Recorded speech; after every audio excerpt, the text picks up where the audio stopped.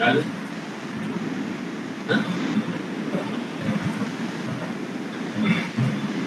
கேட்குறாங்களா?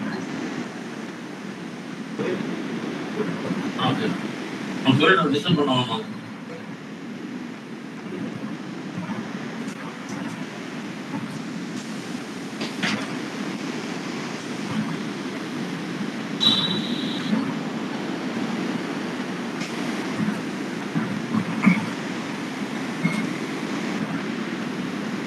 சீக்கிரம் வந்துட்டாரு.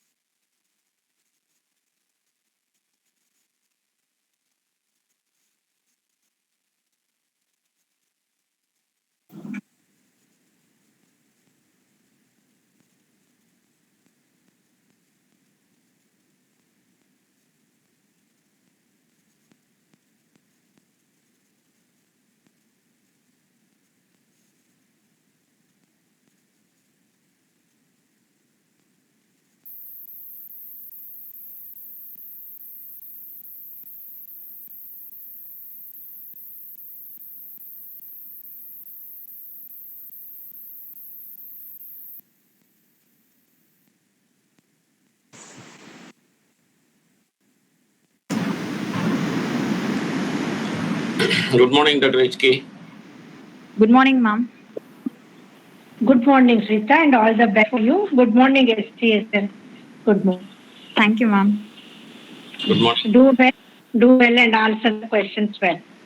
Yes, ma'am. Thank you, ma'am. Mark, Sir, good morning. Good morning. Sir, good morning. Good morning. Good morning, Dr. Marks. Good morning, madam. Good morning. I'm working with this mobile network here in the department. Okay. Good morning. Nice meeting you online. Good morning. Morning. Nice to see you, sir. It's Sir, really good morning. wonderful to have you. Welcome How to the are you, ma'am? department.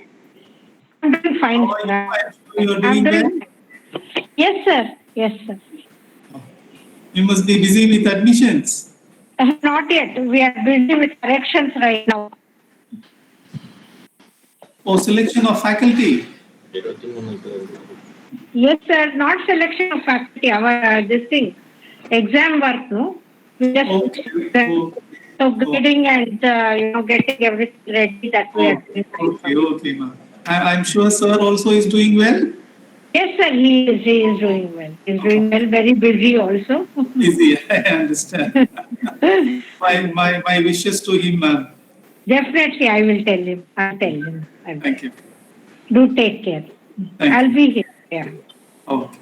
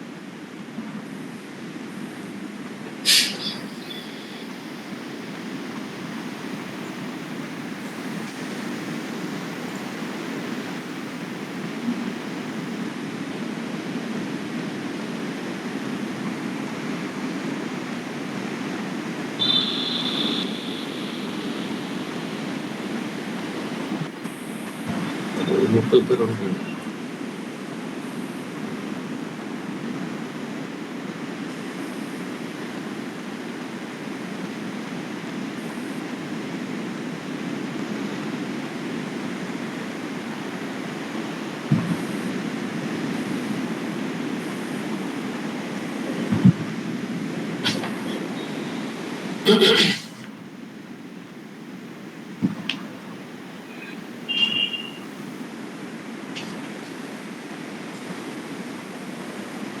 HK, shall we start? Yes, sir, please start at this time. Yeah, yes.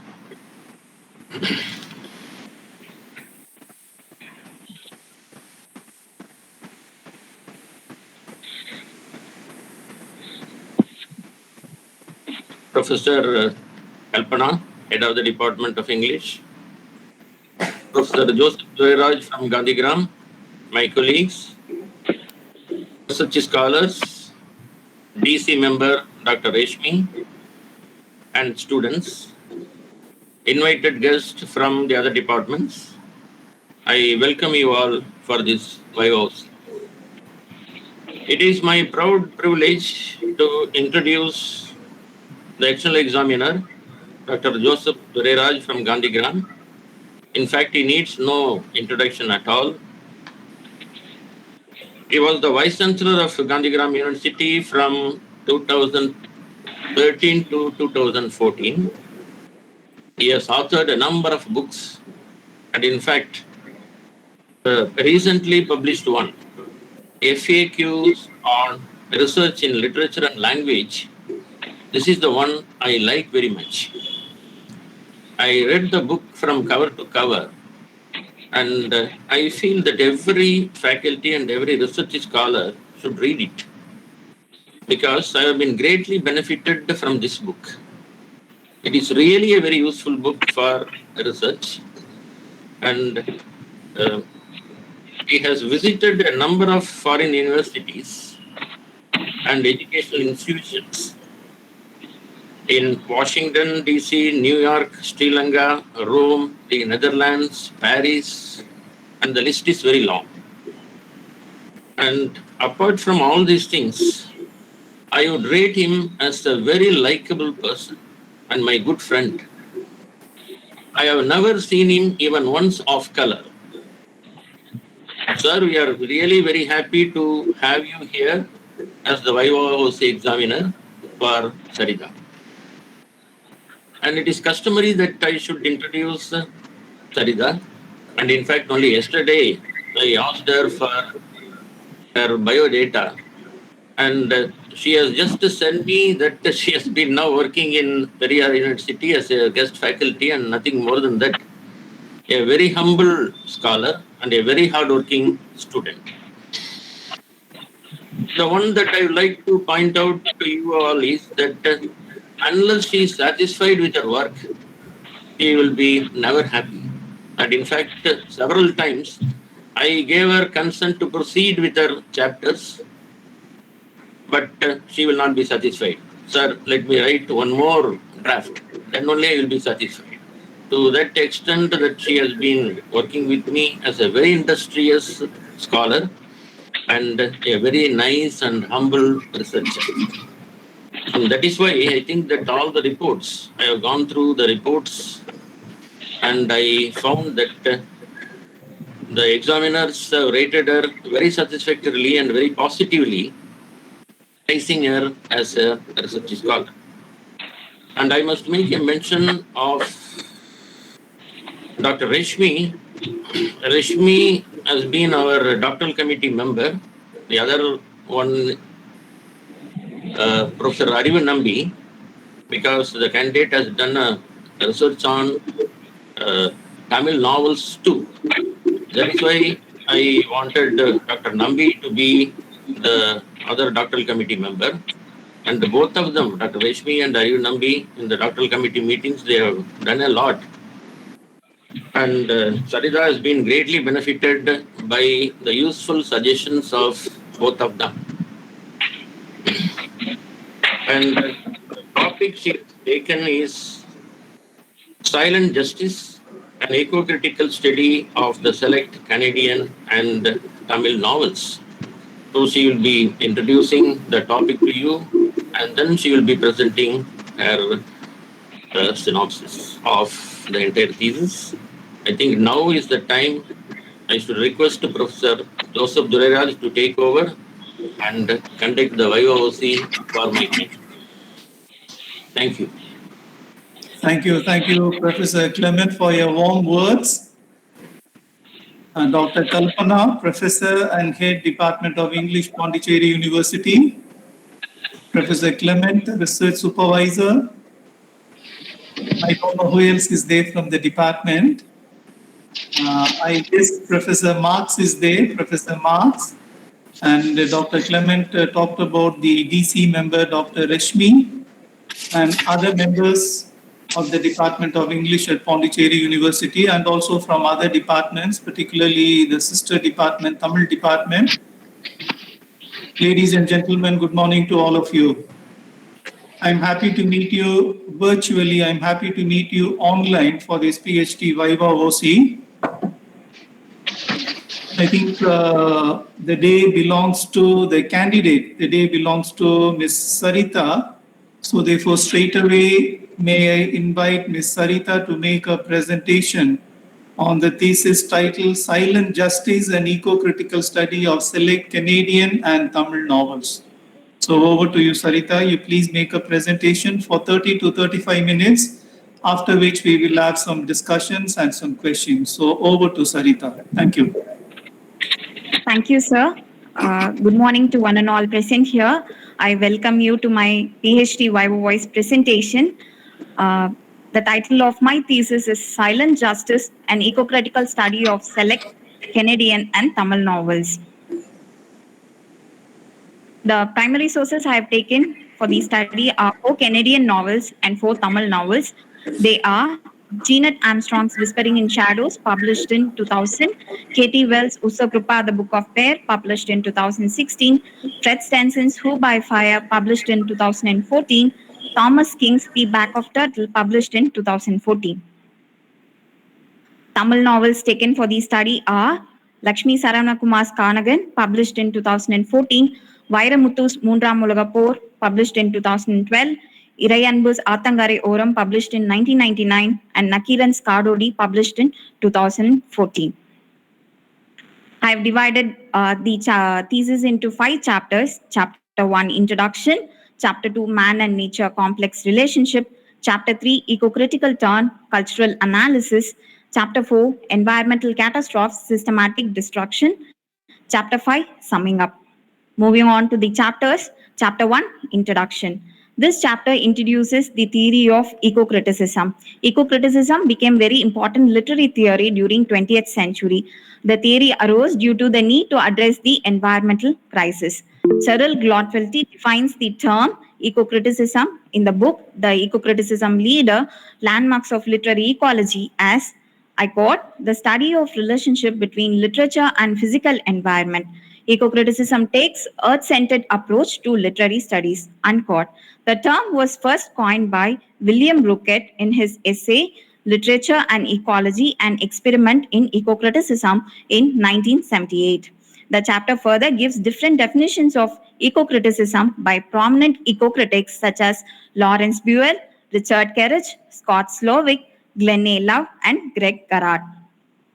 Moving on, the chapter traces the eco-critical lineage found in both Canadian and Tamil literature. For Canadian literature, it gives the accounts of European immigrants such as Susana Modi, Catherine Parr Traill, as well as the contribution of thematic critics, important non-fiction writers, up to Aboriginal writings. Next, for the Tamil literature, it gives the account of occurrence of nature in Sangam literature, 5 epics of Tamil, up to environmental poetry. The chapter moves on to define the term eco-fiction, which means prominent environmental-oriented novels. Jim Dewey defines the term as, I quote, fiction that deals with environmental issues or relation between humanity and physical environment. The chapter then proceeds to give important environmental-oriented fictions from both Canadian and Tamil novels. Then the chapter gives a brief synopsis of the selected authors and their text. For Canadian novels, it is Jeanette Armstrong's Whispering in Shadows. Whispering in Shadow tells the life of Penny Jackson as an Aboriginal woman as well as an environmental activist. Katie Wells' Usokrupa, The Book of Bear, tells about Gilbert Crowe's Gilbert Crow as a protagonist and how he copes with oil pipeline breakage. Thomas King's Back of the Turtle explains about Gabriel Quinn and how his invention destroys Smoke River Reserve.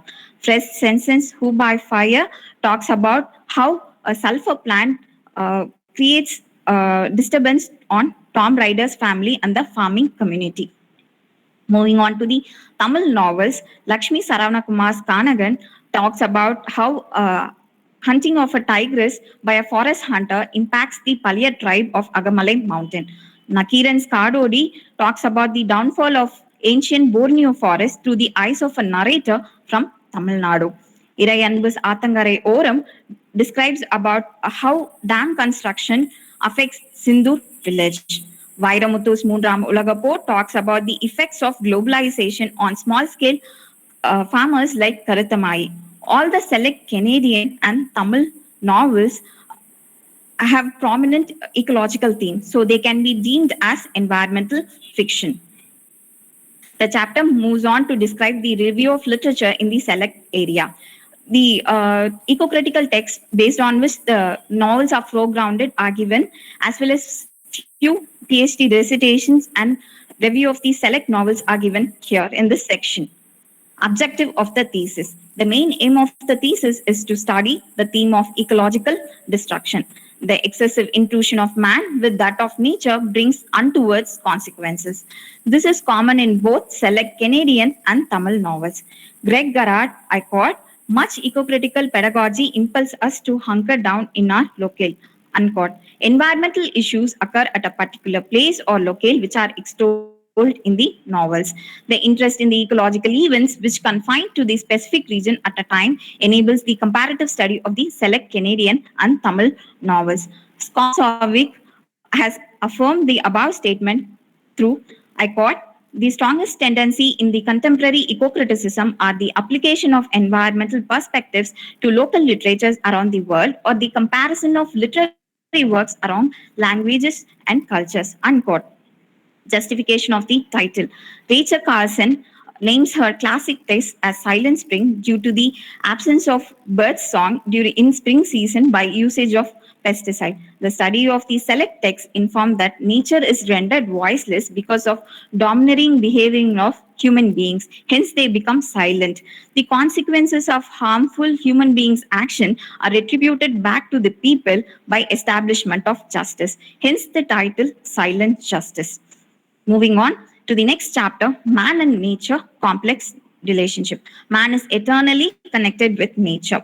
The chapter gives the definition of the term nature. Nature is an inclusive term which is derived from the Latin word natura. Individuals become attached to their own region. Place becomes important for establishing man and his environment. Unlike drama and poetry, sense of place becomes very essential for understanding environmental novels. Leonard Ludwig, in his book The Role of Place, also affirms the same, that physical setting becomes very important for understanding characters in the novel. All these select novels are known for their vivid depiction of the same. Moving on to the Canadian novels, Whispering in Shadow deliberates the Okanagan region of Canada and its influence on the protagonist Penny Jackson. Usakrapa, the Book of Bear, pictures the Kitimat region of northern British Columbia. Here, three characters confluence together. The Back of Turtle tells about the happenings in the Samaritan Lake Smoke River Reserve of British Columbia of Canada. Gabriel Quinn, the protagonist, learns about the quintessential characteristic of life by dwelling in this region. Who by Fire depicts the farming community of Halton, which is present in the Halton town of southern Alberta of Canada. It presents how the farming community is affected by an industrial plant. Moving on to the Tamil novels, Kanagan narrates the struggles of Palya people residing in the Agamalai forest of Theni district of South Tamil Nadu. These people are long-time residents of the forest. Kadodi describes about the Kinabatam forest of Borneo Island. Borneo in turn belongs to three countries, namely Malaysia, Indonesia and Brunei. The narrator from Tamil Nadu experiences the vast natural range present in Kinabatam forest. Irayanbus Athangarai Oram depicts the tribal Sindur village near a river situated in Maharashtra, India. It talks how these tribal people are affected by dam construction. Moondramulagapur presents Attanambatti of Theni district of Tamil Nadu, which is represented as a farmer's homestead in the novel. Moving on, the chapter makes use of the theory of deep ecology. The term was first coined by Norwegian philosopher Arne Naess. It emerged as a radical environmental movement in order to resist against the ongoing global environmental degradation. Naess, along with George Sessions, propounded 8 platform principles. He introduces the term in his paper, The Shallow versus Deep, the long-range ecological movement in 1973. This deep ecology is useful to connect deeper with nature.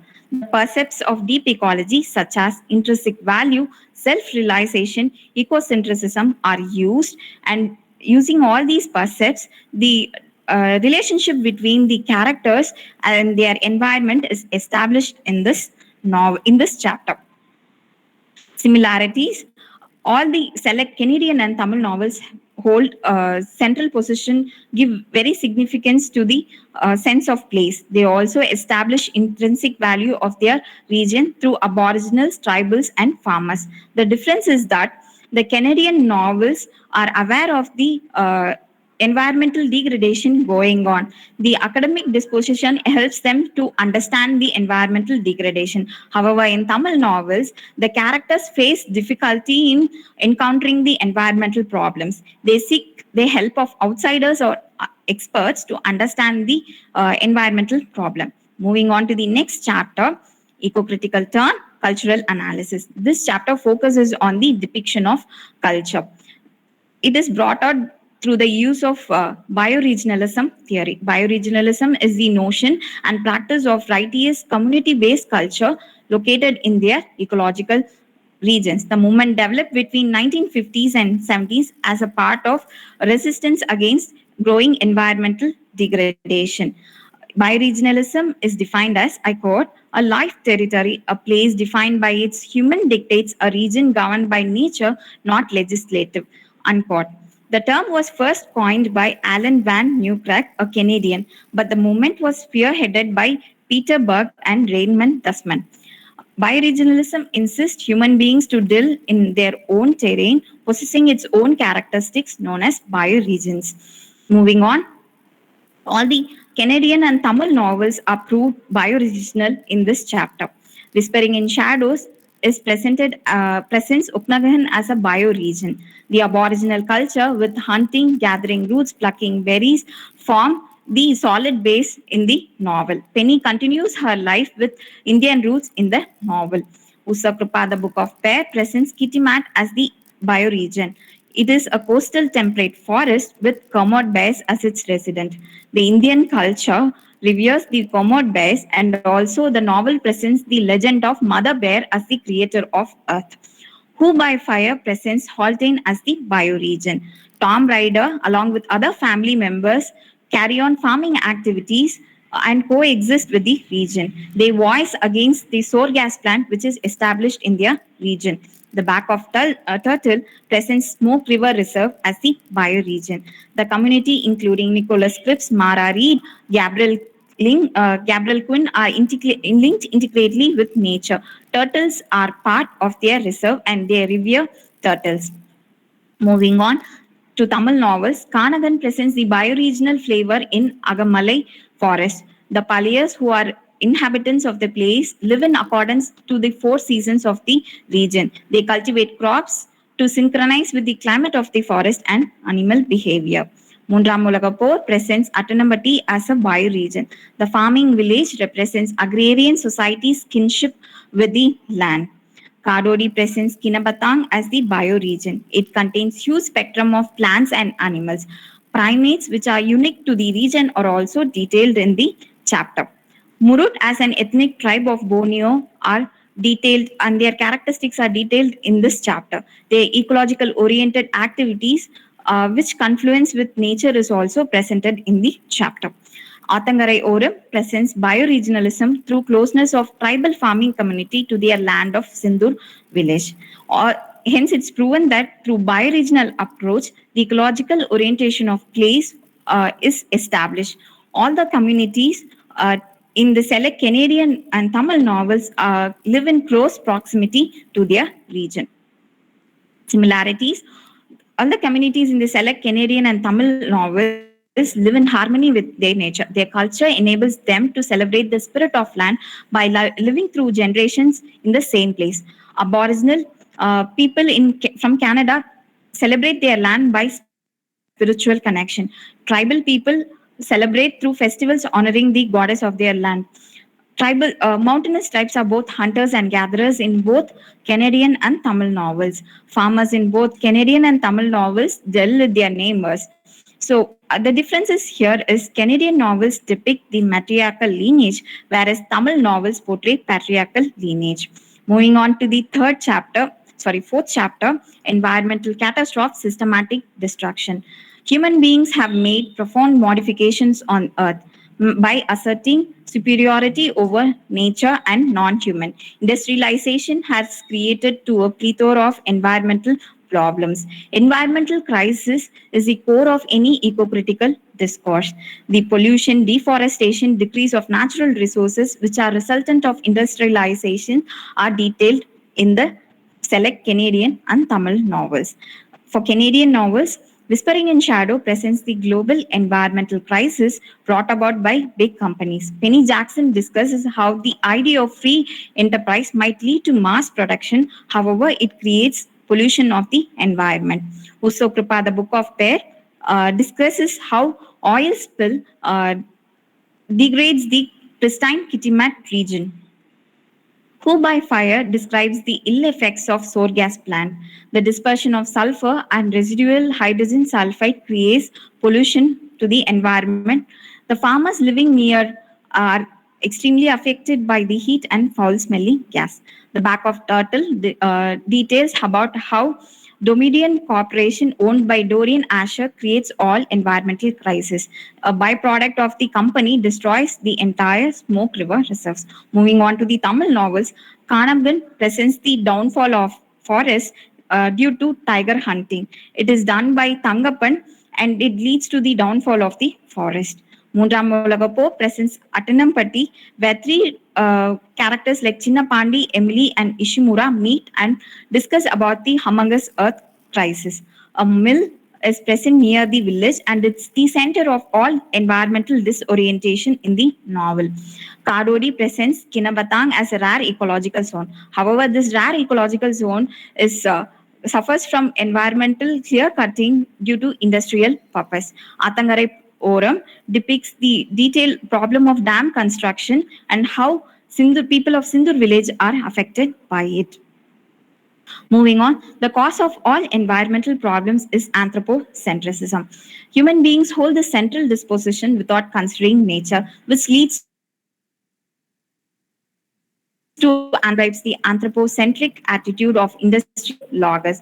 Penny Jackson acts as an environmentalist throughout her life. However, at the end of the novel, she procures cancer. She thinks cancer as a result of environmental degradation being done on human beings. Usopropa, the Book of Pear, presents anthropocentric attitude of Lothar, where he ill-treats the animals. His great-grandson, Jonathan, encounters a near-death experience through a bear attack while cleaning the oil spill in Kitimat.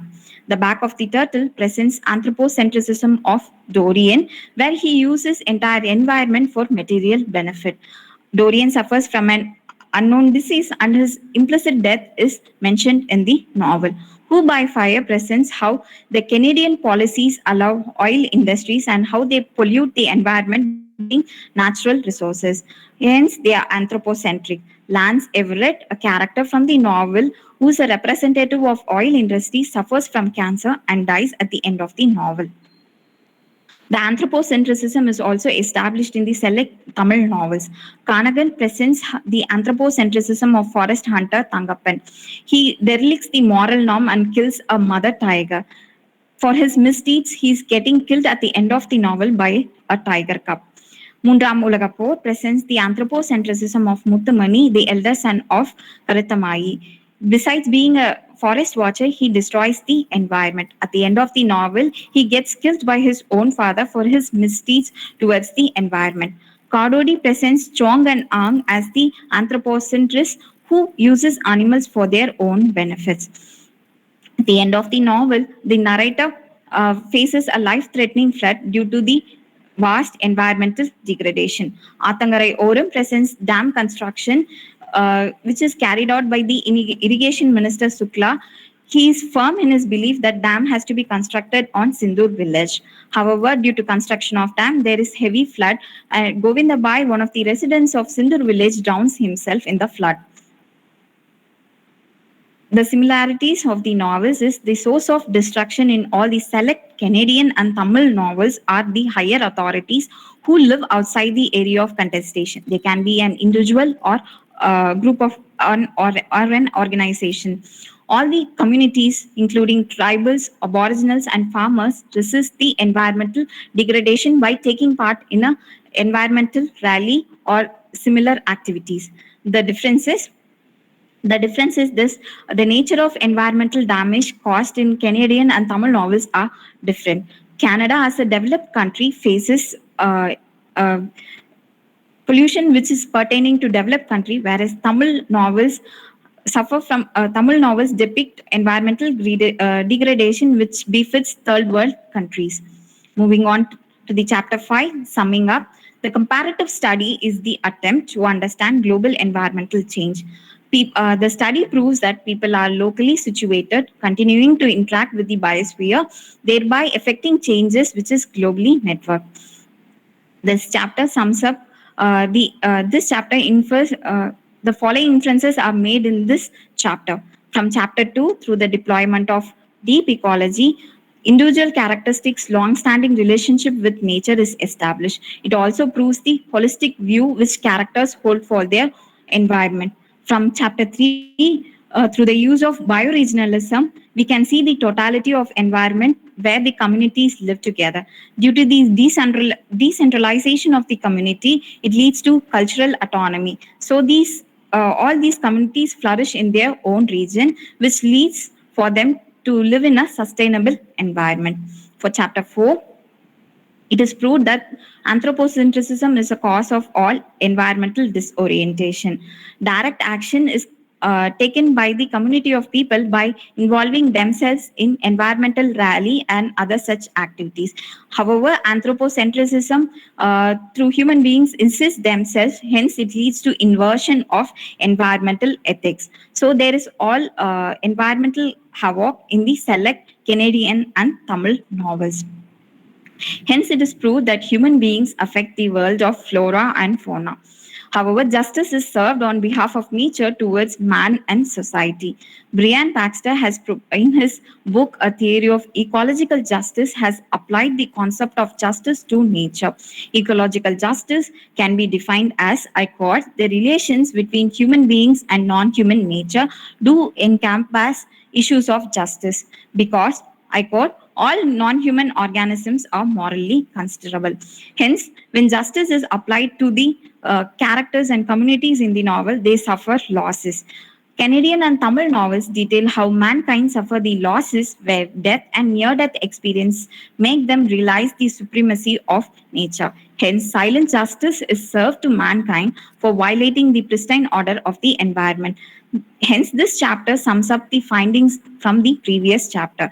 This chapter also established the scope for further research. A study can be conducted based on climate change fiction. A study based on all ill effects of oil and petroleum industries from other Canadian novels can also be done. A comparative study between Indian, English, and Tamil novels based on industrial pollution can also be done. Thank you.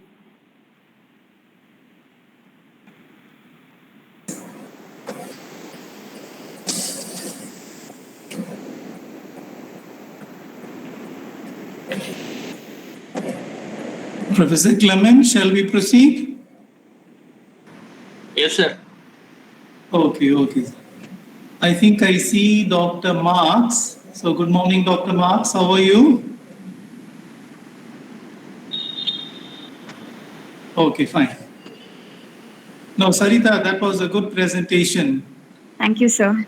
In fact, I read your thesis last year when it was sent to me by the Controller of Examinations, Pondicherry University for adjudication. And again, I went through your thesis last night because Professor Clement had sent me the soft copy. I find your thesis good. So Thank you, I sir. was happy to go through your thesis once again, and I was satisfied with what you had written. So therefore, my hearty congratulations to you and my hearty congratulations to your supervisor as well. So Thank you, Professor sir. Clement, hearty congratulations. Thank you, sir. Okay. Now, Sarita, your presentation also was good. Once again, Okay, my sir. hearty congratulations to you and my hearty congratulations to your research supervisor as well. But I have some questions. Yes, sir. Shall we make some questions? Are you ready? Are you okay with the questions? Yes, sir. Okay, fine. Now, my first question, I see a lot of green. Your slides, there was a dash of green, and maybe your dress also, there is a lot of green. Okay, but the whole world is talking about the code red, Sir, not green. The whole world is talking about code red. Any comments? sir, I don't get you. Go red. Code, C-O-D-E, code red, R-E-D. No, There was sir. a dash of green in your slides. Okay, sir. Okay, but yesterday a report was released. IPCC, Intergovernmental Panel on Climate Change. So the report says, a much awaited report, an international report on climate change and global warming. It talks about code red. Yes, sir. So you're not aware of it. No, sir, I'm not aware of it, sir. No, as someone who has researched on eco-criticism, I think you should have gone through this.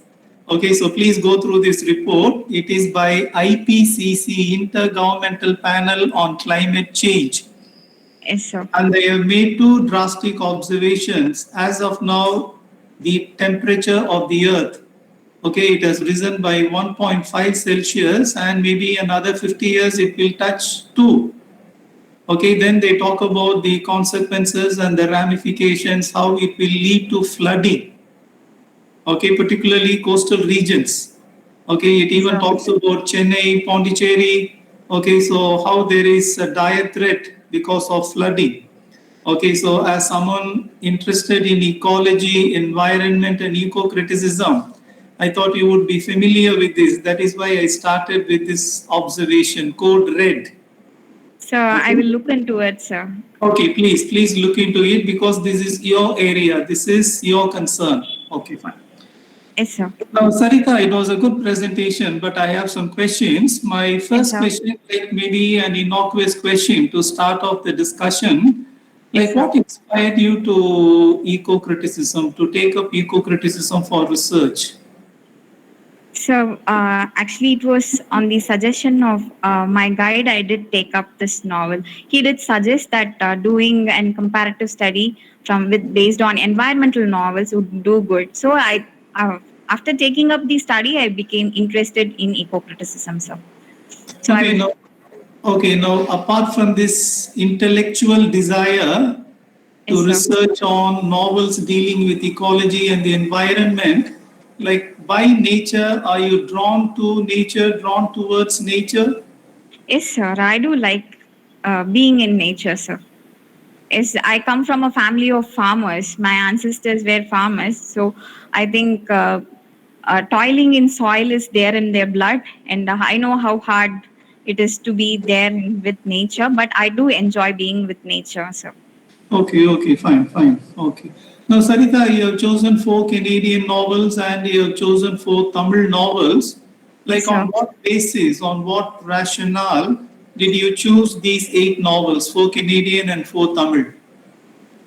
Sir, taking up 8 novels will do good analytically. It will provide a good analysis. So only I had taken on the whole as 8 novels. But why I have chosen only 4 Tamil novels where these 4 novels only had explicitly given how environment has damaged. I could get hold of only 4 novels. Other novels I have given in the introduction, but they were not very explicit in environmental degradation. So environmental novels are being written now. After I have taken up my study, a lot of environmental novels are coming up, but I could get hold of only 4 environmental novels in the beginning. That's why I had So taken. your argument is in Tamil literature, there are not very many novels dealing with ecological issues. So you could lay your hands only on these 4 novels. Yes, sir. Prominent ecological destruction Okay, takes place fine. only in these 4 novels, sir. But other novels are also there from No, I don't have 1970s. any arguments. I don't have any quarrels with you regarding the choice of the authors and regarding the choice of the novels. But I want to find out on what basis, like what inspired you to take up these 4 novels. Now going over to the Yes, sir. Canadian continent. Okay, what sir. inspired you to choose these 4 authors and these 4 novels? Sir, I think Aboriginal writers do explicitly give how environment is being degraded, because they culturally, as Aboriginals, they have very severe setbacks. So I have taken 2 Aboriginal writers, and moreover, I thought when I joined the PhD in 2014, 2 books were published. So taking up latest novels, I thought it will do a good job, and all these novels were explicit in describing or giving out their message of environmental destruction. So I chose all these 4 Okay, novels. okay, fine. So that is convincing. Now, Sarita, you please tell me, you have chosen 4 Canadian authors. Out of the 4 Canadian authors, how many are Indigenous writers? So 2 are Indigenous writers, sir. Okay, who are Jeanette the two? Armstrong Who are and the two? Thomas King. Armstrong and? Thomas King, sir. Okay, Thomas King and Armstrong. Yes, sir. They both are Okay, Indigenous fine. writers. Now, have you in your thesis talked about how the 2 Indigenous writers approach ecological issues and how the 2 non-Indigenous writers take up ecological issues? Have you talked about the differences in attitude, in perspective between these 2 groups of writers? Sir, I've not described or detailed it, the differences, but as a whole, while I was analyzing, I think these writers had a very prominent message. They had given in-depth analysis or given probe into their culture, and I thought I have discussed that in my chapter 3, sir, where I think I've Sarita, don't we think there is a gap? Because I find that there are 2 gaps. Now you take the Tamil authors, okay, Yes, I sir. guess all the 4 of them belong to the mainstream. Yes, sir. Okay, They do now, belong to the so mainstream, sir. the 4 Tamil authors, the 4 Tamil novelists, they belong to the mainstream. And Yes, sir. on the Canadian front, out of Yes, the sir. 4, 2 are indigenous and 2 are 2 are non-indigenous writers. Yes, sir. So some way, had you discussed the differences in perspective, okay, between the indigenous and the non-indigenous, I think that would have been better. Okay, I sir. think there is a gap. Now, out of the 8 writers, how many are women writers? Sir, here Out of in the 8 Canadian, writers, 4 plus 4, how many are women writers? I think I have taken only 2 women writers, sir. They Who are are the 2? Jeanette Armstrong and Katie Wells, sir. They both are only 2 women writers from Canada, sir. Okay, so how do women look at ecological issues and how Okay, do sir. men look at ecological issues? Have you talked about it? No, sir. As a whole, I've given the perspective of the author. I'm not talking about how women or men look into the text. I think women, if I talk about it, then I have to go into the criteria of ecofeminism. But I couldn't get hold of any female writers in Tamil novels. So I have not. What I'm suggesting is you need not branch off into ecofeminism. That is another domain, that is another territory. But since you're discussing these 8 authors, somewhere maybe a particular section could have been devoted to how women look at ecological issues, or how men look at ecological issues, how the indigenous confront ecological issues, and how do the mainstream writers confront ecological issues. Somewhere you could have devoted a section. So Okay, since so I what I was, suggest is maybe later when you revise your thesis and when you want to publish it either in the form of articles or as a book, you please Yes, sir. include this. Okay, Okay? sir. Okay, Okay, sir. so this will add weight and strength to your thesis. Okay, sir. I'll definitely do Okay, it. fine. Now Yes, I sir. have some more questions. Now the title of your thesis is Silent Justice. Of course, you have talked about it, you have explained it. Now, can you Yes, please sir. throw some more light on the phrase silent justice? Why Sir, silent? silent is nature becomes voiceless because of domineering behavior of human beings. So they go silent, and people never notice it. They're actually there's at one point nature gives back all the misdeeds back to the human beings. So it is established by the death of the characters. So that is how justice is established. So hence the title Silent Okay, Justice. now the phrase, the term silent justice, is it your own coinage or have you borrowed it from some other author or some other critic? Sir, no, sir, it's not a.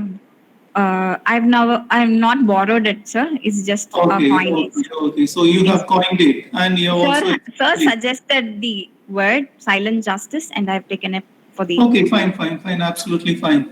Now, Yes, Sarita, sir. on page number 14, Yes, can sir. you please take page number 14? Yes, sir.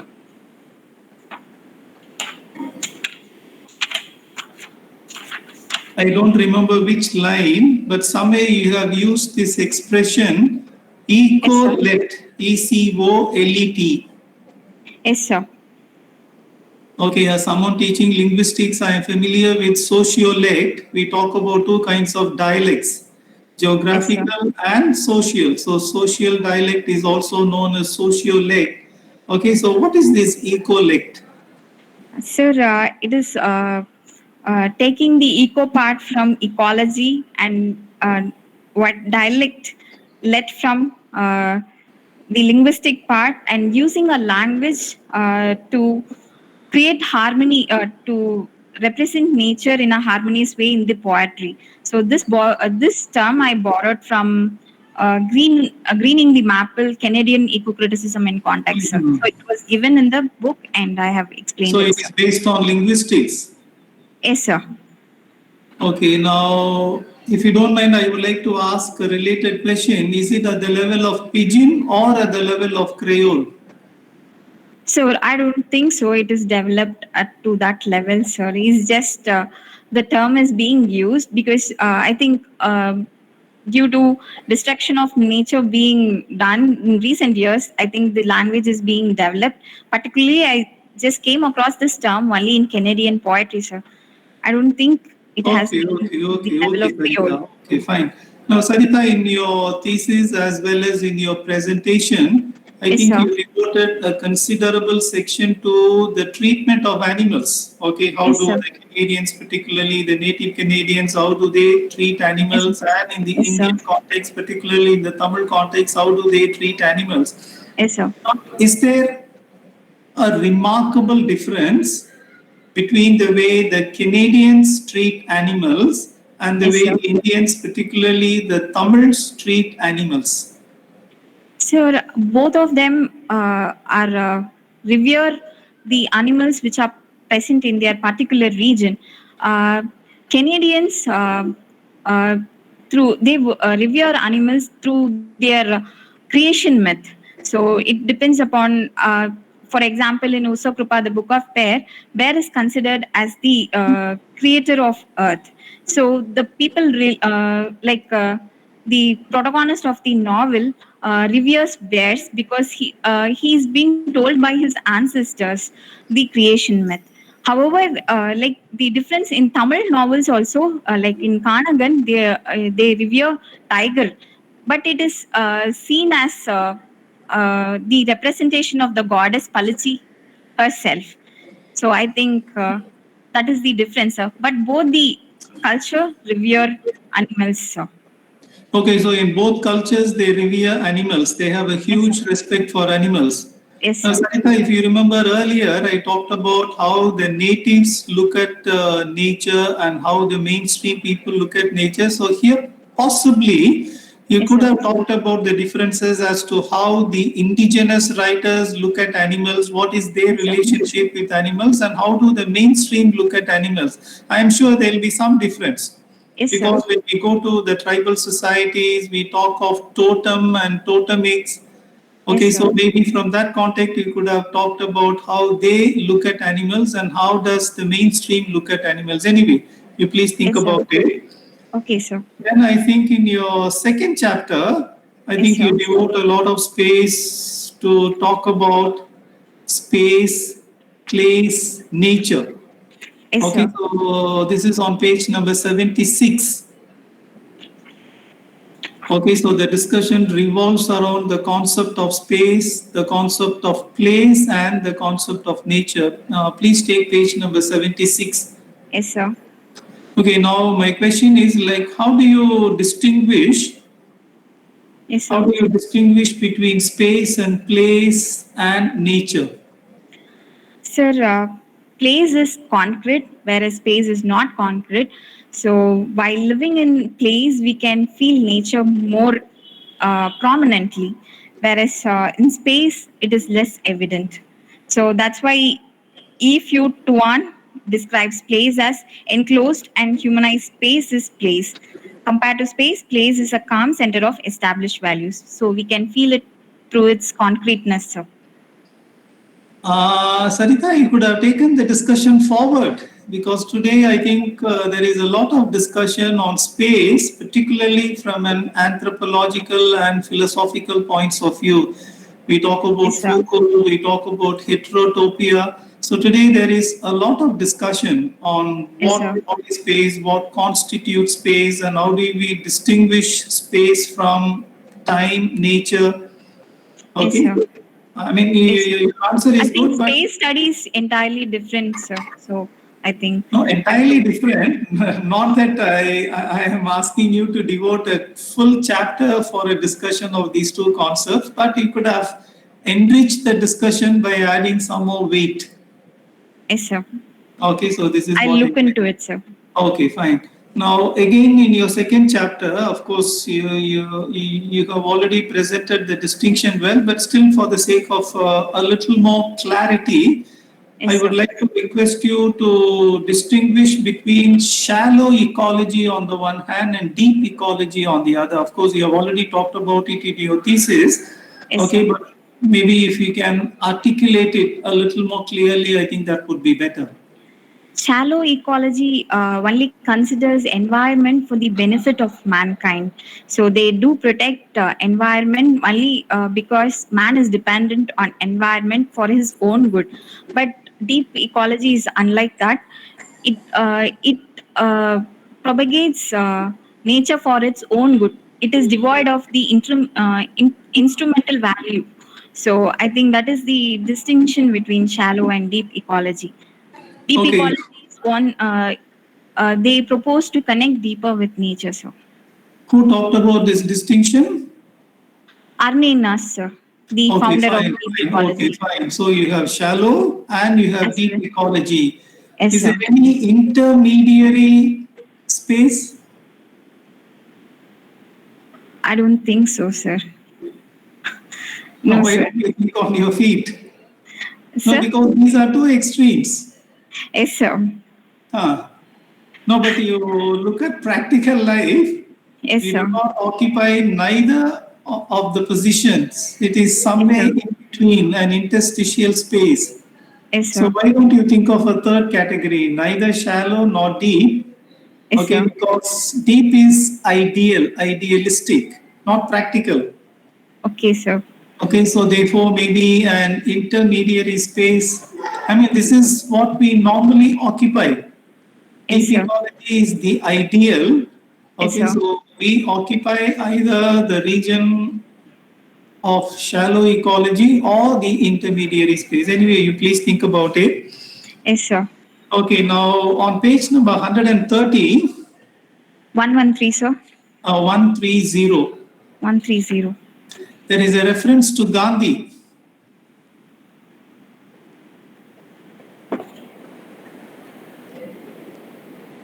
Yes, sir. Okay, Sarita, I teach at Gandhi Gram University. I teach in a Gandhian institution, and I am inspired by Gandhi as an individual. Okay, Yes, I sir. have a lot of respect and reverence for Gandhi. Okay, fine. Now the question is, you have portrayed Gandhi as an ecological thinker. Yes, sir. Okay. Now, can you Yes, sir. please substantiate your argument? Sir, Gandhi has propagated the idea of non-violence, and he also extends this concept to environment. Also, he tells that destroying environment or vegetation is violence. So I think he's an ecological thinker in such way. That's why deep ecologists have taken his idea and adopted it. So Okay, I'm particularly happy with the by answer. That was a good answer, but please read more because yes, Gandhi sir. is very inspiring and Gandhi's observations on nature, how to preserve nature, they are very relevant today. Yes, sir. Okay, so because in my institution we talk about Gandhi and ecology, Gandhi and the environment. So Gandhi has a lot to contribute as far as the environmental issues are concerned. So I'm happy with your answer, but my request is like maybe you can take it up for further research and maybe you can write an article. Yes, Then sir. Sarita, on page number 277, maybe towards the end of your thesis, okay, you make a distinction between ecological. Have you taken page number 277? Sir, I'm just a moment, sir. Okay. Yes, sir. I've taken it. Okay, now somewhere, I do not remember which line, somewhere you make a distinction between ecological justice on the one hand and environmental justice on the other. Yes, sir. Okay, now what exactly is the distinction? So environmental, Are they different shades or are they different entirely? they are different entirely, sir. How? Because environmental justice concerns how people get to live in good environment. It concerns only about human beings and how they can get to live in a good environment. It is about the distributive justice among people, whereas ecological justice talks how nature has to be protected, how justice can be applied to nature as a whole.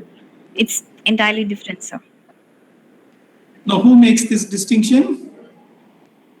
Sir, ecological justice was proposed by Brian Baxter, but however, environmental justice was established way back, sir. This has been due to the people or people of marginal society where they were suffering from poor environment because they lived near areas of pollution.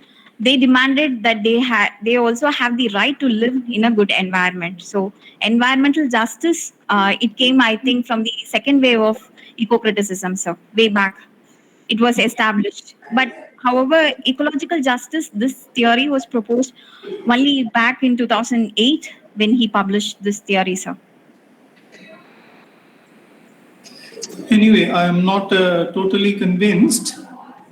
Yes, sir. No, because of course I do admit that I am not an expert in the domain of eco-criticism, but to me they do not look like two entirely different spheres, but I see a lot of shades in between shades.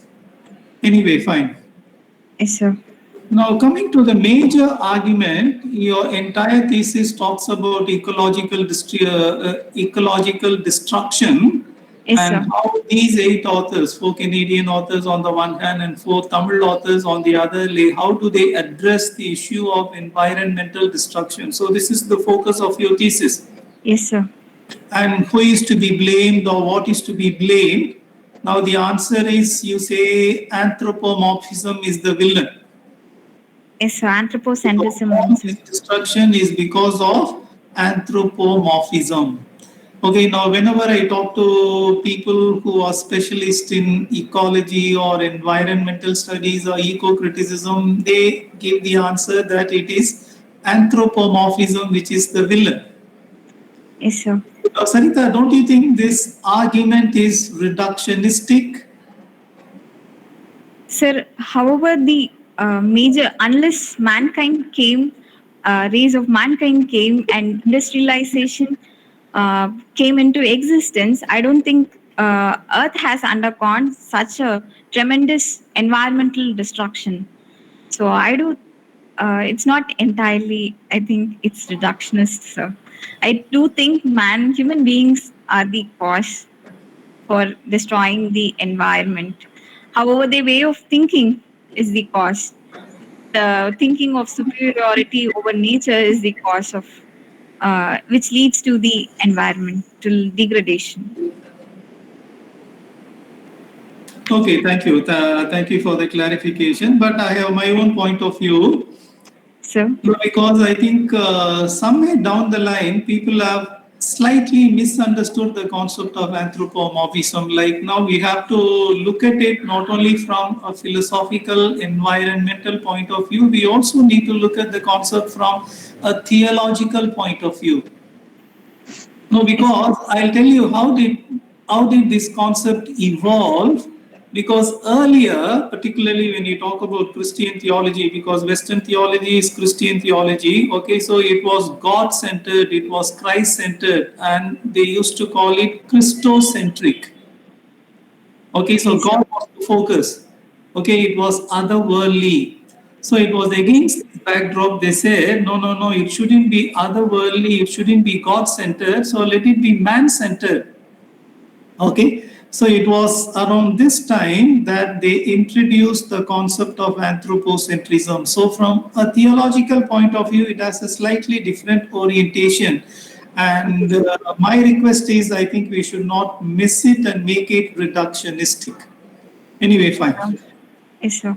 My next question, like what are the significant differences between how the Canadian authors look at environmental issues and how the Tamil authors look at these issues? Of course, I think in your slide, maybe the penultimate slide, I think you have talked about how the Tamil authors look at ecological environmental issues and how the Canadian authors look at the issues. Okay, now Sarita, please tell us, what are the points of convergence and what are the points of divergence? Where do they agree and where do they disagree? Sir, both Canadian as well as Tamil novels authors do have one point in common, that environmental destruction has been happening due to various. It can be man-made or a single man, or it can be due to policies. Whereas Canadian authors do explicitly show how Canadian government policies, implementation of policies, have brought out the vast environmental degradation, like establishing oil industries, those big companies. Whereas Tamil authors have explained about how like our problems are different from their problems. Like we have this problems which are relatable to third world countries, like deforestation, exploitation of wealth, because our industries are getting established now. So I do think Canadian authors have discussed explicitly how they have environment is distracted enormously due to establishment of industries over the years, and it is becoming prominent now in our Tamil Nadu due to establishment of industries, sir. So there's point of convergence as well as divergence, sir. So what is the solution? No industries. We should ban all industries. So I could not tell like that, but I think industrial, while establishing industries, I think measures have to be taken to ensure the safety of the environment, sir. That's a good answer. But if I go back to your presentation, Yes, you sir. made this observation, and I was not very happy with the observation. You said you look at the Canadian problems, they are issues largely because they belong to the first world. Whereas Yes, you sir. look at the problems portrayed or depicted by the Tamil writers, so they talk about it from a third world point of view. Yes, sir. Okay. I don't know. So the environmental degradation or the problems, Convincing. the environmental problems by first world countries are entirely different, whereas third world countries are in the developing stage, as well as so their environmental problems are entirely different. So sometimes the impact of the big countries or influential countries is felt in us, like all they change their policies or they determine these policies, and they implement or they implicate it on us. So I think there's a difference. Okay, that's a good argument. Okay, fine. Now, Sarita, one last question. So this Yes, is sir. from the second examiner. I Yes, will sir. read out the question and please answer. Yes, sir. Which character from the 8 novels that you have examined Yes, sir. emerges as the strongest and most representative of the core theme of your study? Why? I Would think you like to single out any character? character, I think it is Tangapan from Kanagan, because he is aware entirely as a forest hunter about the intricacies of forest. Despite that, he kills a mother tiger, and he is aware that he is being wrong, but still he commits this error of killing a mother tiger and creates the entire uh, destruction of the forest, the consequential events in the novel. So at the end, his deeds gets back to him, where the cub of the mother tiger takes revenge on him with the help of a human. So I think he emerges as a core representative, sir. What is the novel and who is the author? Sir, Lakshmi Saravana Kumar's Kanagan, sir. Okay, okay. Now, Sarita, did you make any attempt to contact these authors? I don't know how many of them are alive, how many of them are living authors. Now, did you contact through email or through phone any of these authors and try to elicit their opinions on what they have written? And maybe you had some questions and you wanted some answers from them? Sir, I did contact only one author. All of them are living, but based on their interviews, I think I've taken or I never contact them in person except for one author, sir. Katie Well. Yes, sir. Okay, no, please make an attempt to contact the other authors also. Yes, sir. Okay, fine. So, Sarita, that was a good thesis, Yes, and sir. the choice of the 8 authors, I think, good, and the choice of the 8 novels, that was also good. So, I thought it was something original and something refreshing. I Yes, sir. enjoyed going through your thesis. So, once again, my hearty congratulations to you and to your supervisor. Thank you so much, sir. Dr. Clement, my hearty congratulations to you. Your candidate did well. Now, shall we invite questions from the audience? Yes, sir. Yes, sir. Okay, so audience, in case you have some questions, either you can use the chat box option or maybe you can unmute yourself and you can straight away ask Sarita in case you have any question or clarification. And Dr. Clement, can you please coordinate this? Sir, you can invite the scholars to ask questions. Okay, okay.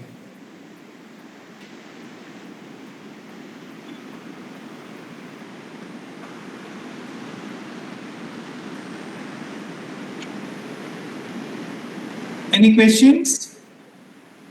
Sir, I do have one. This is Karthika from Coimbatore. Okay, those of you who are raising questions, please introduce yourself and please ask. Thank you. Okay. This is Dr. Karthika. I'm from Coimbatore. Okay. I just have one question for Ms. Sarita.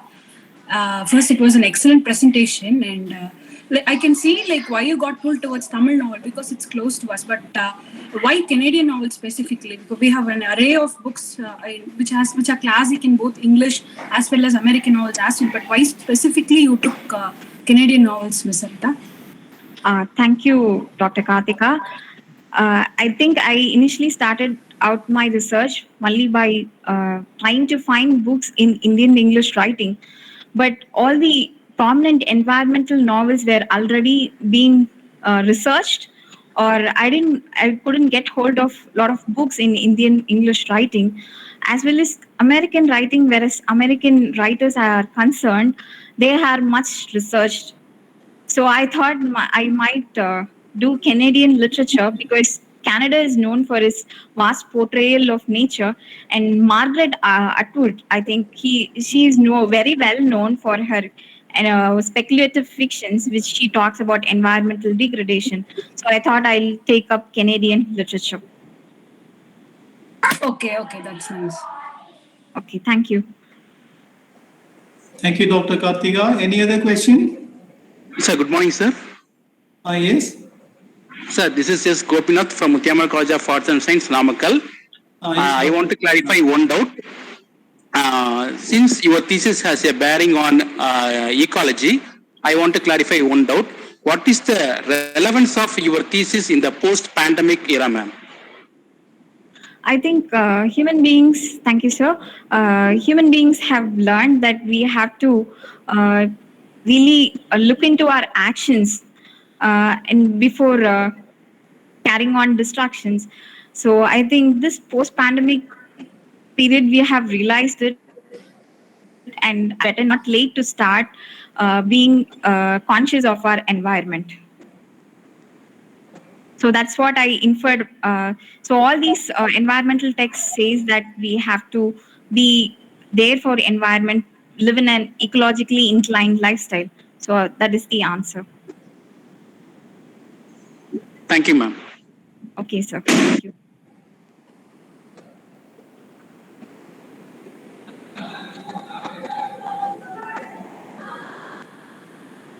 Anybody else? Happy morning, sir. This is Naglashmi from Coimbatore, sir. Please go ahead.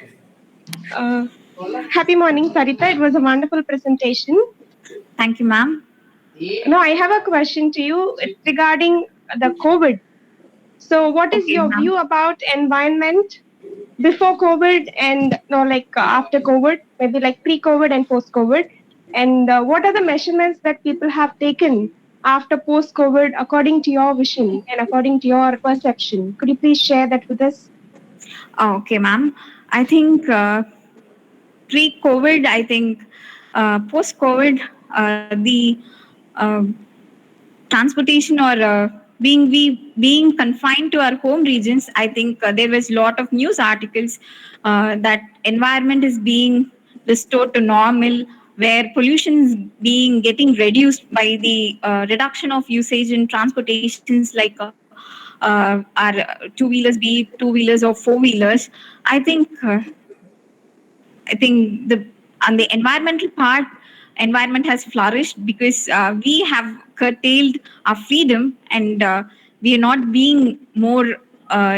We are not using all the what modern technologies to affect the environment. So I think, though we can't go on like this, I think on possible ways, whenever it is possible, we can be take a walk or live in a ecologically uh, inclined lifestyle. This is what has COVID has taught us. Thank you, ma'am. Thank you, Sarita, ma'am. And I would like to, change Gandhian's quotation. Gandhi says, like, simple living, high thinking. I would like to tell simple living, ecological thinking. Thank you so much. Thank you. Thank you, ma'am. Thank you. Some more questions, please.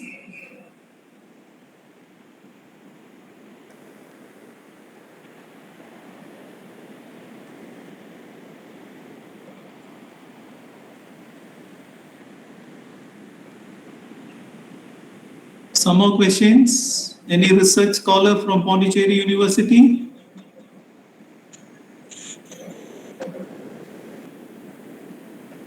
Anybody from Periyar University?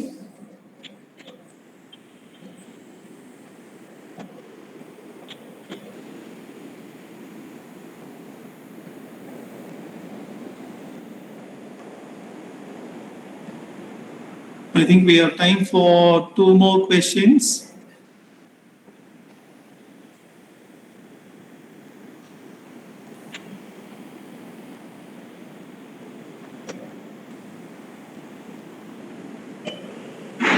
Professor Clement? Sir? Shall we wind up? Or? Yes, sir. If there are no questions, then you can announce the result. Okay, fine. Okay, ladies and gentlemen, I represent the Board of Adjudicators constituted by the Controller of Examinations of Pondicherry University. I went through the thesis, and the other examiners also went through the thesis, and they have declared that the thesis is worthy of the award of the degree of Doctor of Philosophy. And in the oral exam also, in the Viva OC also, Sarita presented her findings well. So therefore, I, representing the Board of Adjudicators, based on the 3 reports submitted by the 3 examiners and also based on the performance of the candidate at the Viva OC, hereby recommend the award of the degree of Doctor of Philosophy to the Syndicate of Pondicherry University.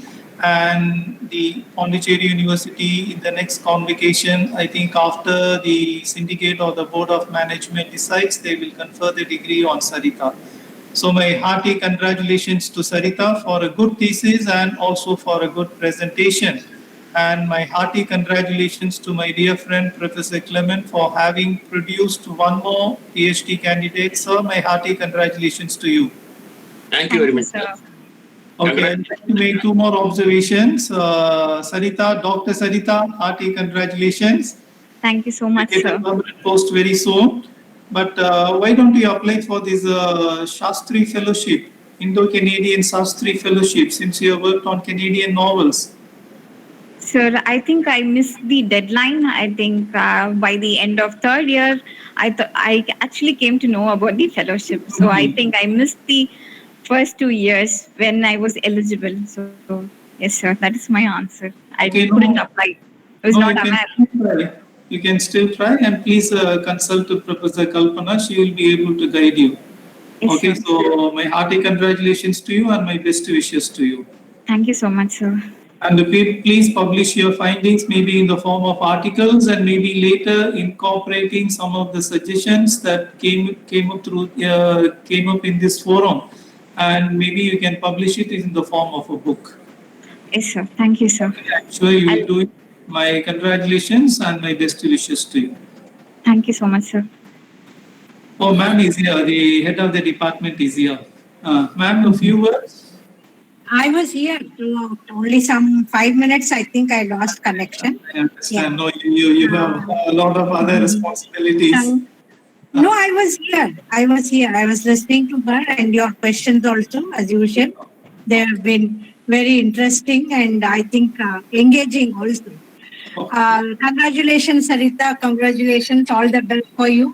And of Thank you course, so much, to ma'am. my colleague, Dr. Clement. He has got one more now feather in the cap. Very nice to see this.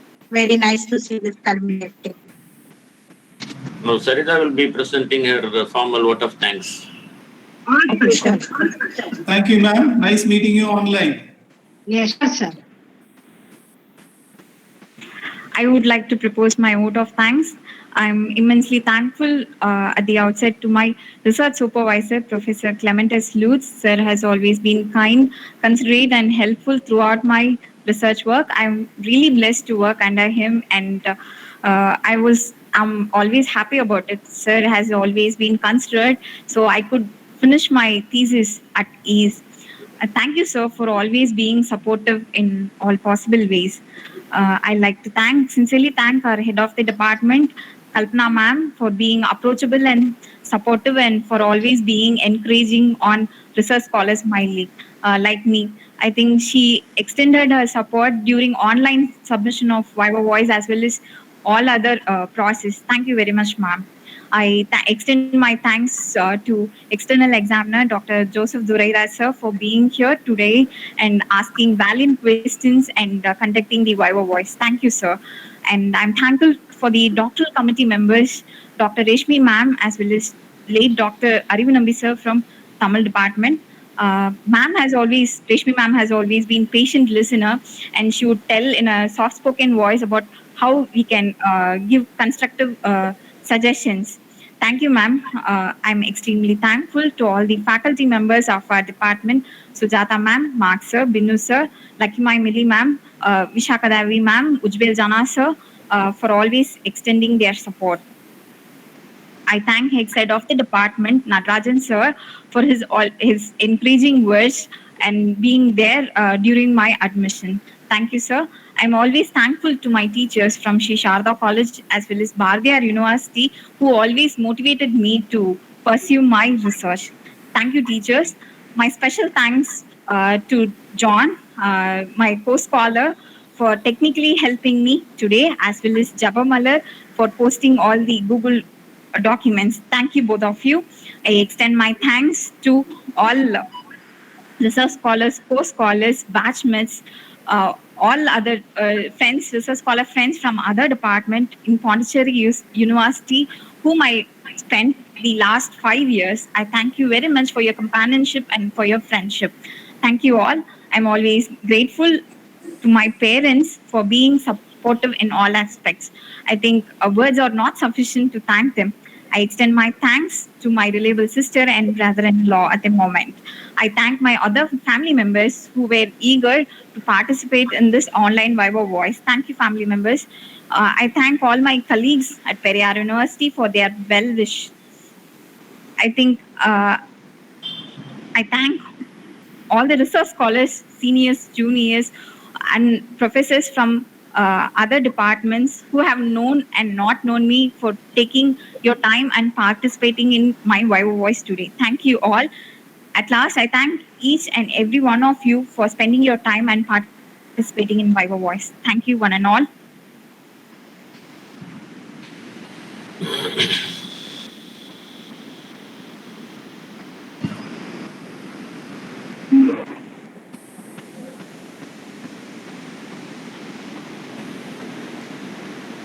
Sir, Professor Clement, over to you. Yes, sir. Thank you so much, sir. Thank you, sir. Thank you for the nice words. I'm very happy. My congratulations to you once again.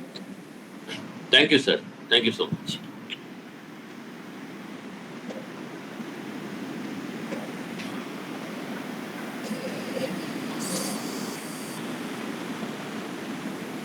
Sir, I shall leave. Yes, sir.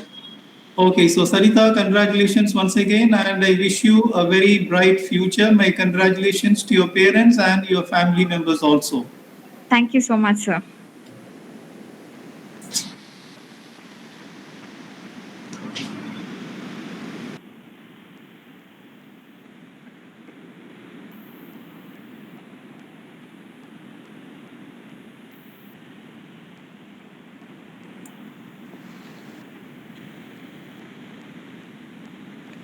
Sarita ma'am, good afternoon. This is Geetanjali. Hearty congratulations, ma'am. Happy to see you as Dr. Thank you so Sarita. much, Geeta.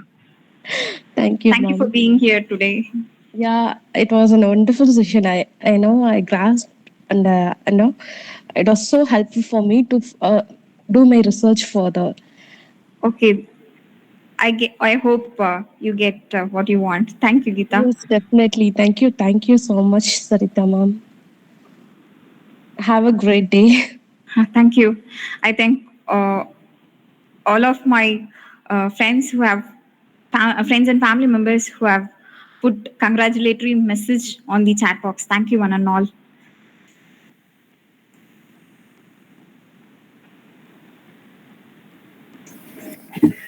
Shall we close the meeting? It's John. Yeah, okay. We'll just close.